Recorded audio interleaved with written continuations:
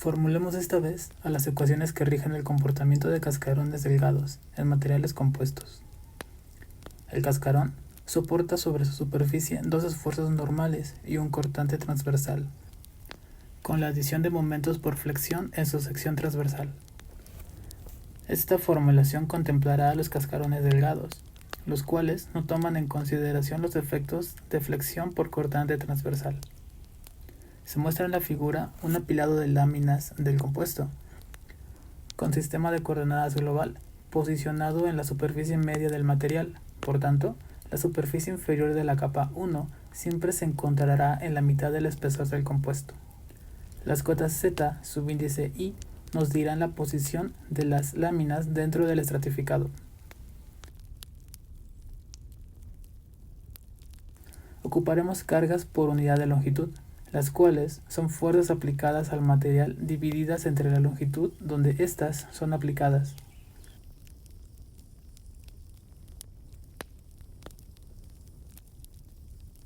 Matemáticamente, son los esfuerzos integrados a lo largo del espesor del material.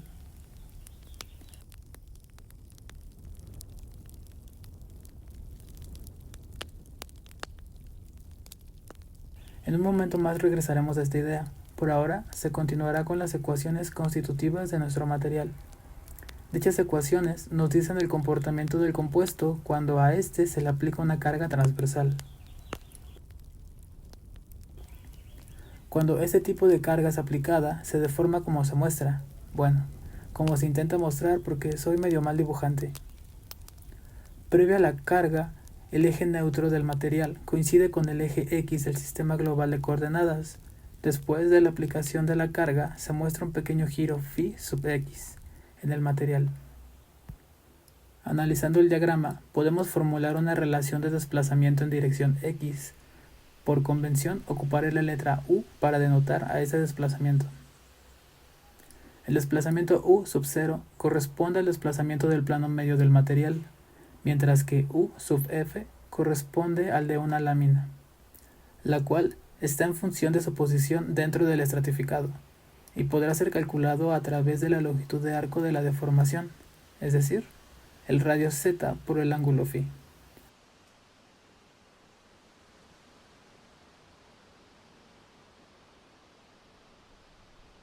Por definición, sabemos que la elongación epsilon está dada por un cambio de longitud entre la longitud original. Entonces, si aplicamos el límite cuando delta x tiende a 0, generamos la ecuación diferencial para la elongación en dirección x. Ahora, encontremos la expresión que define este desplazamiento angular phi. En dirección z, tenemos a la literal w, que representa el movimiento sobre dicho eje. Como el sentido es contrario al positivo en dirección z, tenemos el signo negativo.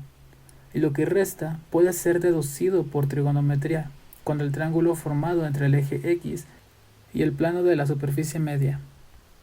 Análogamente, para el plano YZ tenemos las siguientes expresiones, en donde V representa el desplazamiento sobre el eje Y.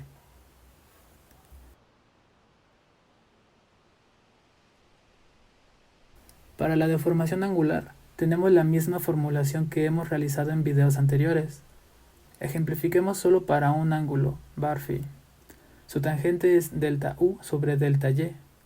Como esta formulación implica deformaciones pequeñas, pues se considera un material lineal elástico.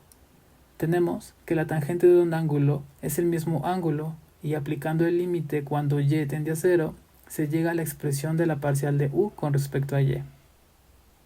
Para el otro ángulo es similar, por tanto, llegamos a la expresión mostrada. Se reacomodan las ecuaciones encontradas y al sustituir las funciones u y v obtenemos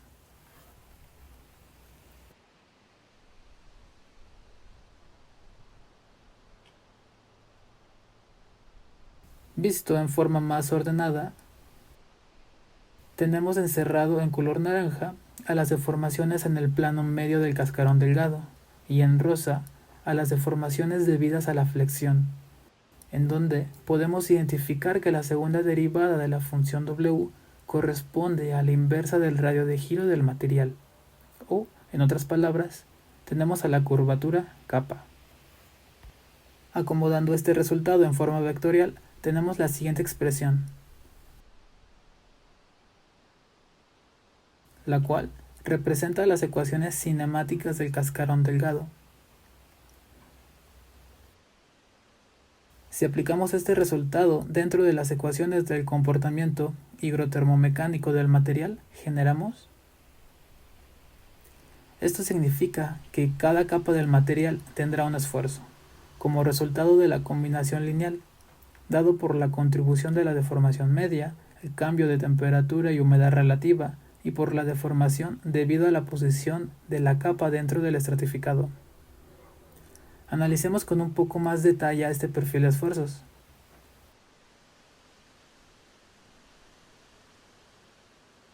La diferencial de fuerza presente en la capa K está en función del esfuerzo normal y de la diferencial de área de la sección transversal.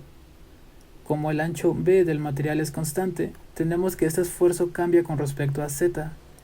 Si integramos, obtenemos la expresión que representa la fuerza presente en la capa K de nuestro material. Hagamos un pequeño paréntesis aquí para hablar de momentos por unidad de longitud. El subíndice en estos momentos no indica que el momento se está aplicando en esa dirección, sino que el momento aplicado genera una curvatura en dicha dirección. El esquema aquí muestra la convención de signos para curvaturas positivas.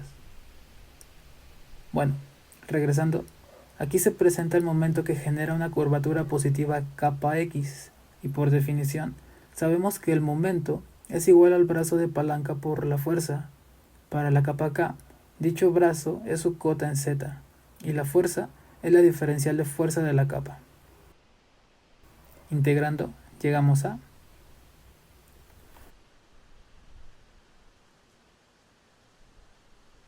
Ahora, retomemos a las cargas por unidad de longitud. Sustituyendo y con un poco de álgebra se obtiene la expresión en naranja para la capa K. Si ahora sumamos los efectos de todas las capas, tenemos, y análogamente llegamos a.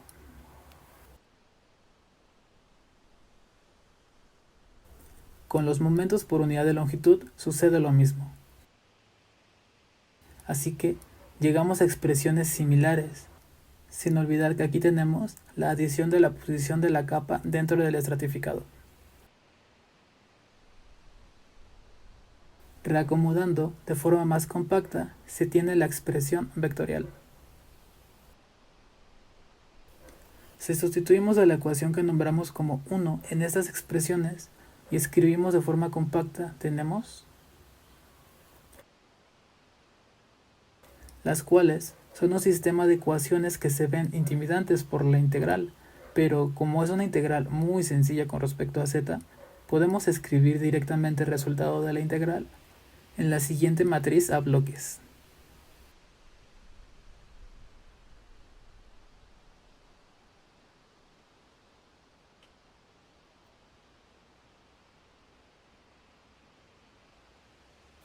En donde los valores de n y m, subíndices alfa y beta, están representando a los otros resultados de la integral.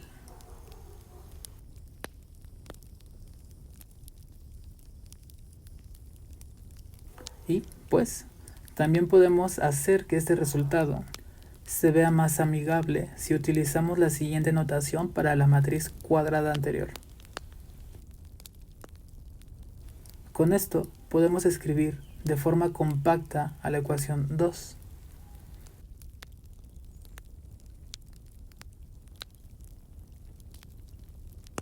En donde tenemos las siguientes definiciones.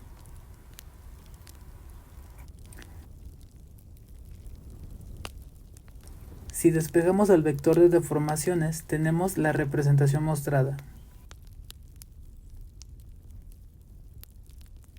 en donde los coeficientes kappa, subíndice alfa y beta son coeficientes de curvatura térmica e higrométrica respectivamente. Y bueno, con eso termina el video. En el siguiente realizaré un ejemplo de cómo calcular las propiedades de este material utilizando MATLAB y reacondicionando algunas funciones que hemos desarrollado en los videos. Hasta pronto.